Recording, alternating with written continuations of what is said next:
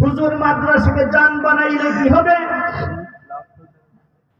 কিয়ামতের ময়দান যখন শুরু হয়ে যাবে, বন্ধুরা আমার, পেরেশানির মধ্যে পড়ে যাবে। আল্লাহর নবী বলেন, আয়েশা, কিয়ামতের কঠিন ময়দানে এমন অবস্থা হবে, প্রত্যেকটা মানুষ উলঙ্গ থাকবে, শুধুমাত্র তিনজন মানুষ ব্যতীত। আল্লাহর নবীর পবিত্র স্ত্রী আম্মা জান আয়েশা বলেন, ইয়া রাসূলুল্লাহ, আমরা তো আপনার পবিত্র স্ত্রী, আমরাও তো উলঙ্গ থাকবে। হ্যাঁ আয়েশা, কিয়ামতের ময়দানে তোমরা উলঙ্গ থাকবা। ইয়া রাসূলুল্লাহ, এটা কিভাবে? নবী বলেন, ও আয়েশা, এমন এক অবস্থা হয়ে যাবে, কেউ কারোর দিকে তাকানো তো দূরের কথা, কলিজার টুকরো সন্তানকেও চিনবে না, স্বামী স্ত্রীকে চিনবে না। আয়েশা, আরে বন্ধুরা আমার, ওই মুহূর্তে আমার আপনার যদি মাদ্রাসা কাম হয়ে যায়, আল্লাহু আকবার, আল্লাহু আকবার, ওই মাদ্রাসা আল্লাহ পাকের কাছে আমার আপনার জন্য দরখাস্ত করবে। বলেন সুবহানাল্লাহ।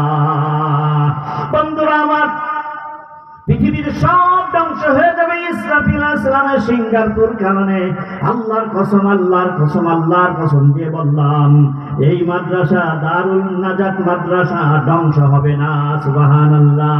হুজুর হবে না বলে না, এই মাদ্রাসার জবান খুলে যাবে। বলেন আল্লাহু আকবার।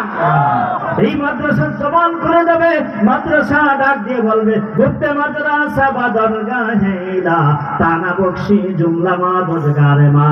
আল্লাহ বলবেন, মাদ্রাসা ধ্বংস হও না। না না, কেন ধ্বংস হবে না?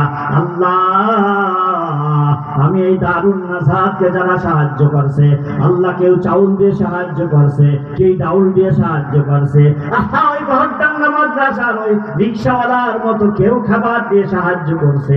আল্লাহ, যতক্ষণ পর্যন্ত এই মানুষগুলি আমি দারুন নাজাতের মধ্যে না আসবে, আমি দারুন নাজাত ধ্বংস হব না। বন্ধুরা আমার, মুহাম্মদুল্লাহ হাফেজজি রাহমাতুল্লাহ আলাইহি বলতেন, এই মাদ্রাসাগুলো হইতেছে নূহ নবীর কিস্তির মতো।